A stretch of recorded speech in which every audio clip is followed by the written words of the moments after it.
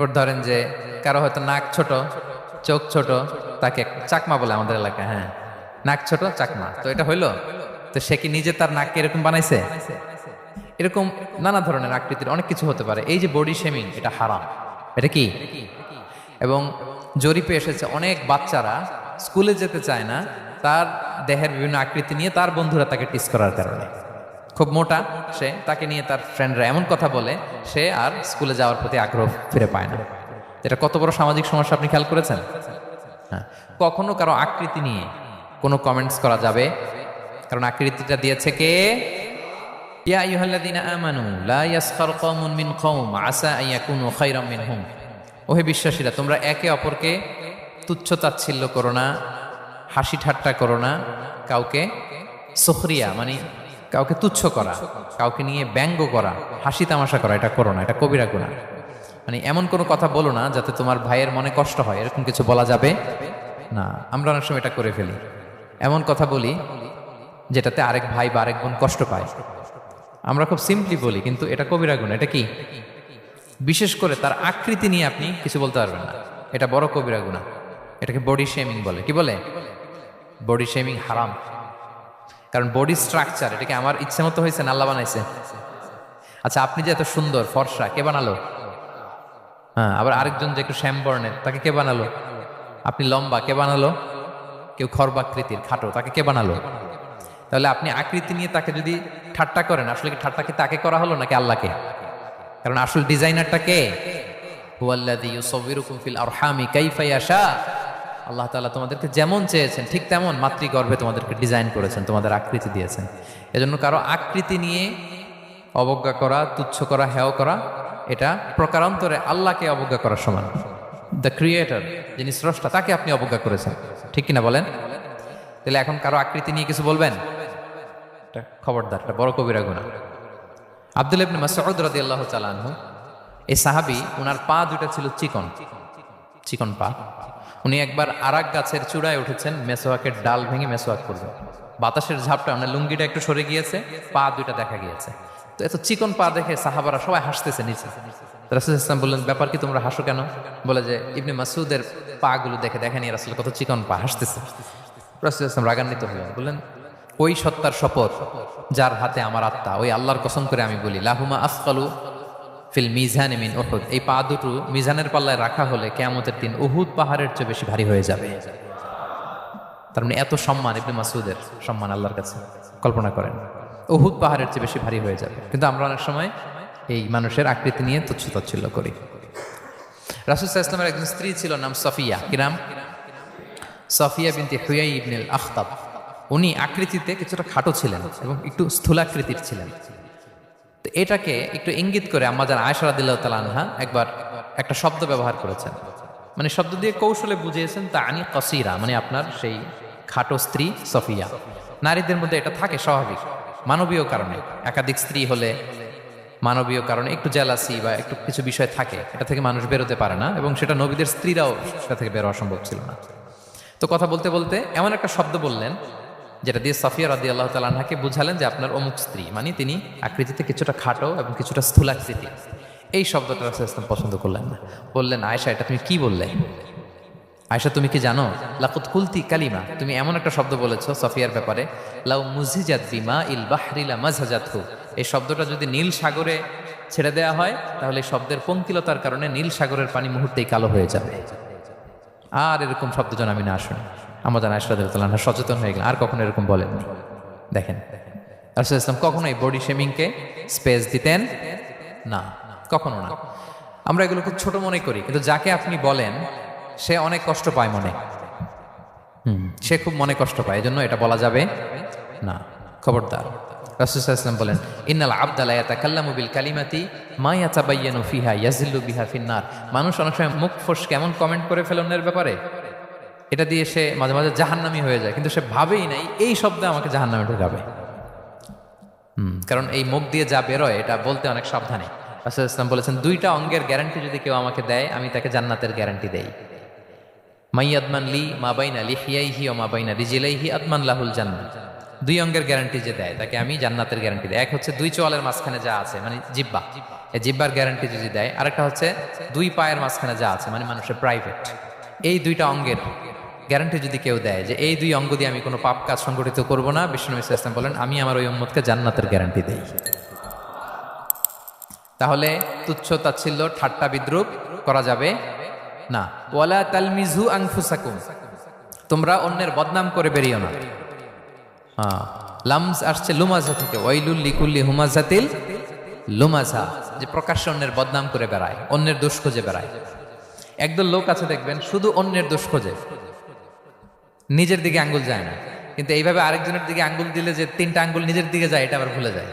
কাউকে যদি আমি এরকম করি আমার দিকে কয় আঙ্গুল বলেন? এই তিনটা কার দিকে? আর আরেকজনের দিকে এক আঙ্গুল। তো কাউকে কিছু বলার আগে তিনবার নিজেরটা ভাববেন যে নিজে কি করেন। ওয়ালা তালমিজান, অন্যের বদনাম করো না, প্রকাশ্যে অন্যের দোষ খোঁজো না। সবচেয়ে বুদ্ধিমান সে যে নিজের দোষ খোঁজে, নিজের সমালোচনা যে করতে পারে সেই সর্বাপেক্ষা বুদ্ধিমান।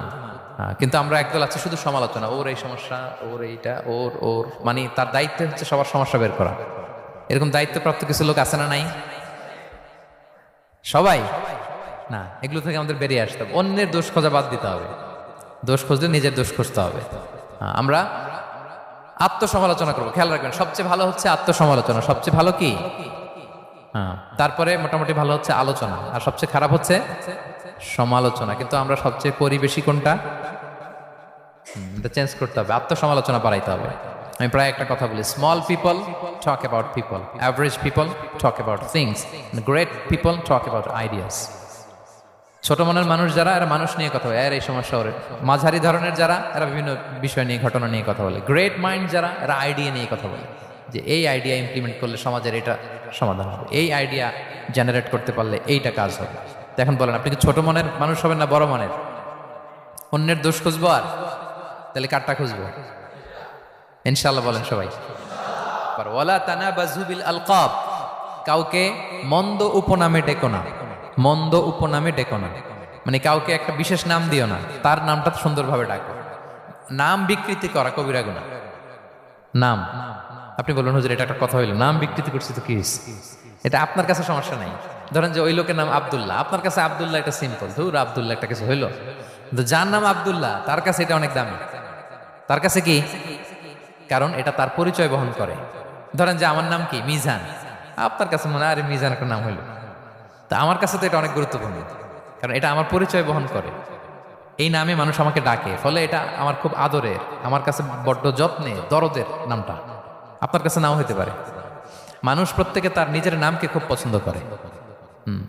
দেখবেন যে মানুষ কাগজ পেলে নিজের নামটা লেখে, সিগনেচার দেয় একটা, দেখবেন দেয়। এরপর দেখবেন যে সি বিচে ঘুরতে গেলে বালুর মধ্যে নিজের নামটা লিখে, দেখবেন লিখে। শুধু তাই না, লিখে আবার একটা লাভ আঁকে, লাভ সাথে আঁকে। কেন আঁকে? কারণ এই নামটা সে পছন্দ করে অনেক, এটা তার কাছে গুরুত্বপূর্ণ, আপনার কাছে নাও হতে পারে। এজন্য প্রত্যেকের নামটা তার কাছে খুব আদরের, যত্নের। তার নামটা আপনি সুন্দরভাবে বলবেন। নাম আপনি বিকৃত করতে পারবেন না। এটা কি গুনাহ? সগীরা কবিরা গুনাহ। এটা আমরা সমাজে করি, নাম বিকৃত করি না, নাম বিকৃত করা যাবে না। ওয়ালা তানাবাজু বিল আলকাব, মন্দ নামে ডেকো না। আমাদের সমাজে এটা আছে। দেখবেন যে বাবা মা সুন্দর নাম রেখেছে আবু বকর, ওকে ডাকে বক্কইরা, আছে না এরকম? তারপর নাম রেখেছে ধরেন আব্দুল কুদ্দুস, ওকে ডাকে। নাম রেখেছে আব্দুল ওয়াক্কাস, ওকে ডাকে। এই বিকৃতি আপনি করতে পারবেন? কারণ কিয়ামতের দিন আপনার নাম ধরে, আপনার বাবার নাম ধরে ডাকা হবে। তুদআউনা ইয়াউমাল কিয়ামাতি বিআসমাইকুম ওয়া আসমাই আবাইকুম। কিয়ামতের দিন তোমার নাম, তোমার বাবার নাম, যখন আপনাকে ডাকবে ফেরেশতারা, আপনার নাম এবং আপনার বাবার নাম ধরে ডাকা হবে। এজন্য রাসূল সাল্লাল্লাহু আলাইহি ওয়াসাল্লাম বলেন ফাআহসিনু আসমাক, তোমাদের নামগুলো সুন্দর রেখো, নাহলে সেই দিন ডাকবে বল্টুর ছেলে কল্টু দাঁড়াও। তখন এই কোটি কোটি মানুষের সামনে আপনি এই নাম নিয়ে দাঁড়াবেন আর লজ্জায় পড়বেন। আর যদি বলে আব্দুর রহমানের ছেলে আব্দুল্লাহ, আসো, কত সুন্দর। নামগুলো ভালো আলেম দিয়ে ক্রস চেক করে, কনসালটেশন করে এরপরে রাখবেন। আর কাউকে মন্দ নামে কখনো ডাকা যাবে না। তার বংশের কোনো খারাপ কিছু দিয়ে তাকে ডাকা যাবে না। ধরেন একজনের বাবা ছিল চোর, কিন্তু তার সন্তান সে সৎ মানুষ হইতে পারে না। এখন বাবার কথা কি আপনি চোরের পোলা বলে ডাকতে পারবেন? আপনি ডাকবেন না, বলতে পারবেন না, কারণ সে তো ভালো। তাহলে নাম বিকৃত করা, মন্দ উপনামে ডাকা, এটা কবিরা গুনাহ। এটা আমরা কখনো করব? মনে থাকবে প্রিয় ভাইরা, আল্লাহ তাআলা বলছেন ইয়া আইয়ুহাল্লাযীনা আমানু জিতানিবু কাসীরাম মিনায-যন্ন, ওহে বিশ্বাসীরা তোমরা ধারণা থেকে বেঁচে থাকো। ইন্না বা'দা-যন্নি ইসমুন, কিছু কিছু ধারণা আছে এটা পাপ। ধারণা, অ্যাজাম্পশন করে কথা বলা নিষেধ। ধারণার উপর বেস করে কথা বলা যাবে।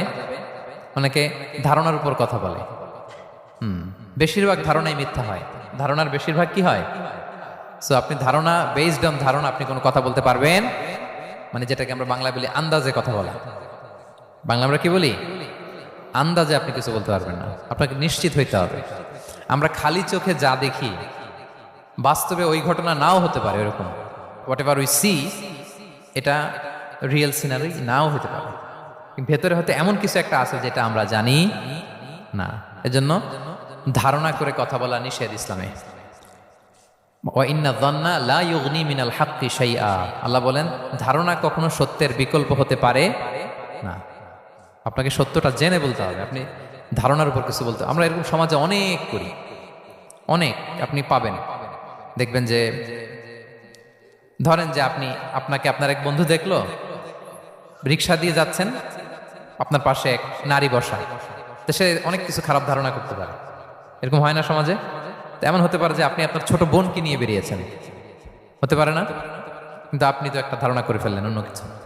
বা আপনার ভাগ্নিকে নিয়ে বের হয়েছেন, আপনার আপন খালাকে নিয়ে বেরিয়েছেন কোনো কাজে, ডাক্তারের কাছে, কিছু একটা হতে পারে। কিন্তু তাকে দেখেই আমি এদিক সেদিক বলতে আরম্ভ করলাম যে ওকে তো দেখছি এরকম এরকম এরকম, আছে না নাই? আমাদের সমাজে আমি দেখেছি যে কারো যদি ঠোঁট কালো হয় তো মানুষ ধারণা করে নেই লোকটা মনে হয় সিগারেট খায়। কিন্তু সিগারেট সেবন করা ছাড়াও কারো ঠোঁট কালো হতে পারে কি পারে না বলেন? এই যে এগুলো সমাজে প্রচলিত। বিয়ে করার পর ইমিডিয়েট যদি কেউ একটা গাড়ি কিনে বা হুন্ডা কিনে, এটা কি বলে বলেন তো? এই বোধহয় শ্বশুর বাড়ি থেকে যৌতুক নিয়ে আসছে। দেখছেন, এরকম ভুরি ভুরি আপনি সমাজে পাবেন যে আন্দাজে ধারণার উপরে আমরা অনেক কথা বলে ফেলি, কিন্তু নিশ্চিত না হয়ে আপনি কোনো কমেন্টসে যেতে পারবেন না। এটা একেবারে নিষেধ। আল্লাহ বললেন ওয়ালা তাজাসসু, গোয়েন্দাগিরি করো না, স্পাইগিরি করো না, অন্যের ব্যক্তিগত বিষয় নিয়ে খোটাখুটি করো না। এরকম স্বভাব আমাদের অনেকের আছে না নাই? অনেকে দেখবেন যে অনেকের প্রাইভেট বিষয় নিয়ে খোঁচাখুচি করতে সে বড্ড মজা পায়, আছে এরকম? এটা হারাম। আওয়াজ করে বলুন এটা কি? ওয়ালা তাজাসসু, গোয়েন্দাগিরি করো না। Everyone has personal space and no one should interfere someone's personal space. কেউ কারো পার্সোনাল স্পেসে ইন্টারফেয়ার করা যাবে না। প্রত্যেকের একটা প্রাইভেট এরিয়া আছে, প্রাইভেসি আছে। দেখেন ইসলাম প্রাইভেসিকে কত গুরুত্ব দেয়, প্রত্যেকের প্রাইভেসিকে ইসলাম কত গুরুত্ব দেয়। কারো প্রাইভেসির মধ্যে ইন্টারফেয়ার করা এটা ইসলাম পছন্দ করে না। এজন্য খবরদার, কারো ব্যক্তিগত কোনো ইস্যু নিয়ে আমরা নাক গলাতে পারবো না। কারো মোবাইল ধরে মোবাইলের গ্যালারি চেক করা, কারো ইনবক্স চেক করা, কাউকে না বলে কারো চিঠি পড়ে ফেলা, উকি মারা, আড়ি পাতা, এগুলো হারাম। এগুলো কি? এরকম সব আমাদের আছে না নাই? আড়ি পেতে শুনতে চাই, উকি মারি, তারপর সে কি করে দেখি তার প্রাইভেট মুহূর্তে, তারপর তার মোবাইল চেক করি, তার গ্যালারি চেক করি, তার ইনবক্স চেক করি। এই দায়িত্ব ইসলাম আমাদেরকে দেয়। এমনকি ইসলামী রাষ্ট্রও যদি হয়, ইসলামী রাষ্ট্রের জন্য এটা দায়িত্ব না যে প্রত্যেকে ব্যক্তিগত তার বেডরুমে তার প্রাইভেট লাইফে কি করে এটা দেখা, ইটস নট হিজ বিজনেস। ইসলামী রাষ্ট্র মানুষকে ন্যায়, কল্যাণের পথ, সুন্দর জীবন পরিচালনার জন্য উৎসাহিত করবে, কিন্তু প্রত্যেকে প্রাইভেট লাইফে কি করে ওইটা সিসি ক্যামেরা লাগিয়ে দেখা, এটা কারো দায়িত্বের মধ্যে পড়ে না। এটা একেবারে নিষেধ। এটাকে বলে তাজাসসুস, গোয়েন্দাগিরি করা। বরং ইসলাম কি উৎসাহিত করে জানেন? অন্যের দোষ দেখলে এটাকে গোপন রাখতে উৎসাহিত করে। গোপন রাখবেন। মান সাতারা আইবান সাতারাহুল্লাহু ইয়াউমাল কিয়ামা, কেউ যদি তার ভাইয়ের দোষ গোপন রাখে কিয়ামতের দিন আল্লাহ তার দোষ গোপন রাখবে। ওমান কাশাফা আওরাতা আখি, বিষ্ণু বলেন কিন্তু কেউ যদি তার ভাইয়ের কোনো গোপন জিনিস প্রকাশ করে দেয়, কাশাফাল্লাহু আওরাতাহু, আল্লাহ তার সব গোপন জিনিস প্রকাশ করে দিবে। বলেন আমাদের প্রত্যেকেরই গোপন জিনিস আছে না নাই? এখন আমাদের সব ভুল, সব গোপনীয়তা যদি প্রকাশ হয়ে যায় কি হবে তখন? আল্লাহ নিজে দায়িত্ব নিচ্ছে যে তুমি যদি তোমার ভাইয়ের কিছু ফাঁস করো, তোমার হাড়ি আমি হাটে ভাঙবো, হাটে হাড়ি ভাঙবো তোমার আমি, তখন দেখা যাবে। আমাদের অনেকের এই মানসিকতা আছে, অন্যের প্রাইভেট বিষয় নিয়ে কখনো আপনি নাক গলাতে পারবেন না। কারো প্রাইভেসিতে আপনি ইন্টারফেয়ার করবেন না, কারো প্রাইভেট স্পেসে আপনি ইন্টারফেয়ার করবেন না। এটা খুব বাজে একটা স্বভাব, এটা ইসলাম হারাম করে দিয়েছে। আমাদের অনেকের মধ্যে আছে খুঁটে খুঁটে, ভাই এটা কি ওইটা কি করছেন, সরকারি চাকরি না প্রাইভেট চাকরি, বেতন কত, বয়স কত, ওইটা কত ওইটা কত, হাবি যাবি, এটা তার ইটস নট ইজ বিজনেস। তারপর মানুষ খুঁচিয়ে খুঁচিয়ে, নিঃসন্তান দম্পতি আমি দেখেছি, তাদেরকে পেলে অনেকে, ভাই কি সমস্যা, কয় বছর হইল, বাচ্চা নিচ্ছেন না কেন, কবে হবে, কার সমস্যা, আপনার সমস্যা না ভাবির সমস্যা, বেটা তোর কি সমস্যা এটা বল। একজন নিঃসন্তান দম্পতি তারা কি স্ট্রাগলের মধ্যে দিয়ে যায় আপনি জানেন? এটা তার জন্য পরীক্ষা। ওই পরীক্ষার মধ্যে আপনি খুঁচিয়ে খুঁচিয়ে, মানে সে kind of his a gynaecologist, সে আপনার ইয়ে করতেছে, ট্রিটমেন্ট দিচ্ছে, ভাই কি হয়েছে, এইটা ওইটা, তাদেরকে বিব্রত করে একটা পরিস্থিতিতে ফেলা, এম্বারাসিং একটা সিচুয়েশনে ফেলা, এটা হারাম। এই ম্যানারগুলো ইসলাম আমাদেরকে ধরে ধরে শেখায় যে এটা তোমার বিজনেস না, তুমি খুঁচিয়ে খুঁচিয়ে মানুষের ব্যক্তিগত বিষয় যেটাতে সে বিব্রত বোধ করে এগুলো তুমি জিজ্ঞেস করতে পারো না।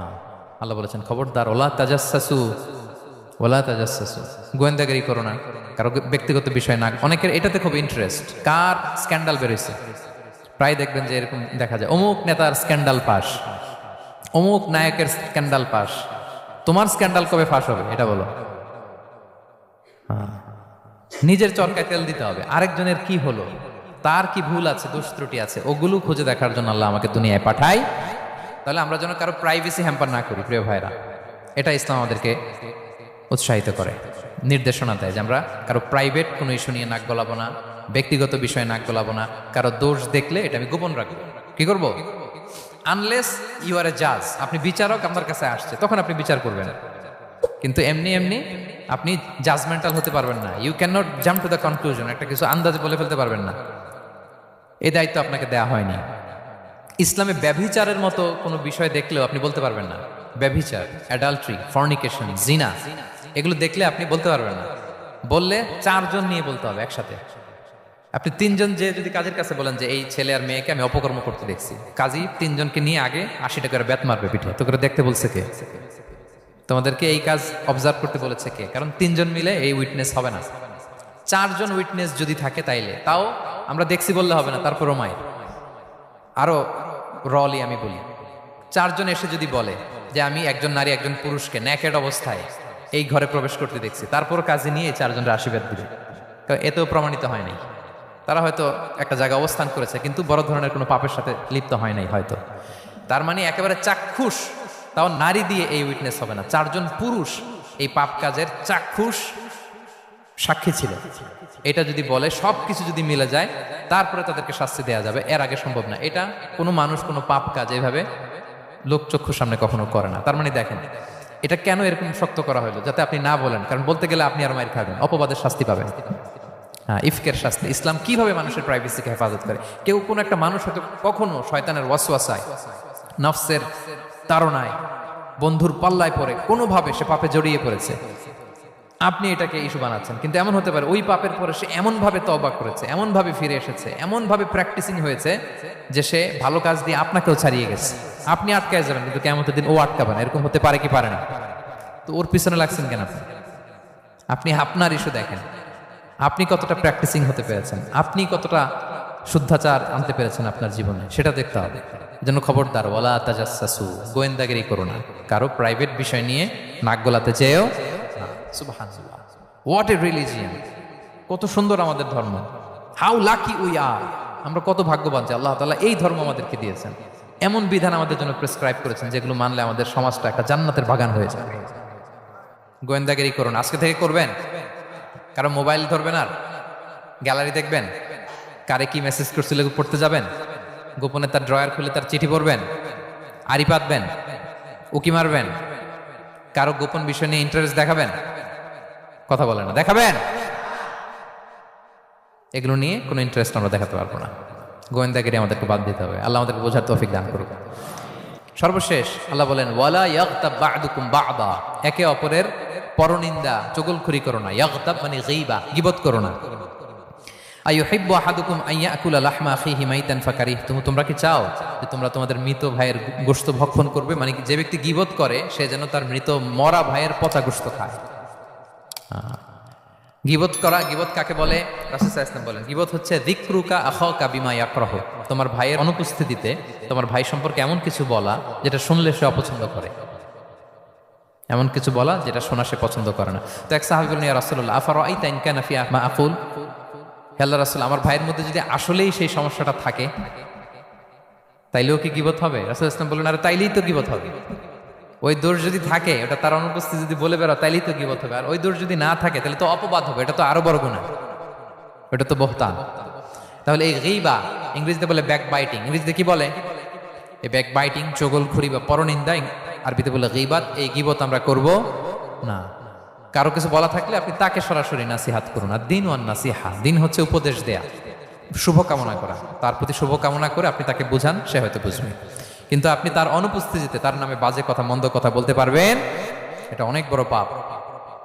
একজনের ব্যাপারে আরেকজনের কান ভারী করা, ওর কথা ওর কাছে, ওর কথা ওর করে, এরকম করে সমাজের মধ্যে একটা গিরিঙ্গি লাগায়, আছে না নাই? এটা হারাম। রাসূল সাল্লাল্লাহু আলাইহি ওয়াসাল্লাম বলেন, মেরাজের রাত্রে আমি দেখেছি কিছু লোক লাহুম আযফারুম মিন নুহাস, তাদের নখগুলো তামা দিয়ে তৈরি, নখর ধারালো, ইয়াখদাশুনা বিহা উজুহাহুম ওয়া সুদুরাহুম, তারা তাদের নিজের নখ দিয়ে নিজের গালের গোশত, বুকের গোশতগুলো টেনে টেনে ছিটছে। রাসূল সাল্লাল্লাহু আলাইহি ওয়াসাল্লাম জিবরাইল আলাইহিস সালামকে বললেন, মান হুম ইয়া জিবরিল, জিবরিল কারা এরা, এত বড় শাস্তি? জিবরাইল আলাইহিস সালাম বললেন, হুম আহলুল গীবা মিন উম্মাতিক, এরা হচ্ছে আপনার উম্মতের মধ্য থেকে তারা যারা গীবত করে। তারা কি করে? তাহলে গীবতের সাথে আমাদের কোনো সম্পর্ক, এটা থেকে আমাদেরকে বেঁচে থাকতে হবে, এটা করা যাবে। আমরা অনেকে হালাল ওয়েতে গীবত করি, এইভাবে। কিভাবে করে আমি বলি আপনাদের, এইভাবে শুরু করে, এইভাবে। কি বলবো ভাই, বললে তো গীবত হয়ে যায়, তারপরও না বললেই না, একটু বলি। শুরুতে কি বললে তো, দেখছেন কিভাবে হালাল করে, বললে তো গীবত হয়ে যায়, এইভাবে স্টার্ট করে। বললে যদি গীবত হয়ে যায়, এটা বলা যাবে? আওয়াজ করে বলেন, যেটা বললে গীবত হয়ে যাবে, এটা বলা যাবে না। এই অভ্যাসগুলো থেকে আমরা আস্তে আস্তে ফিরে আসবো, ওগুলো আমরা আর বলবো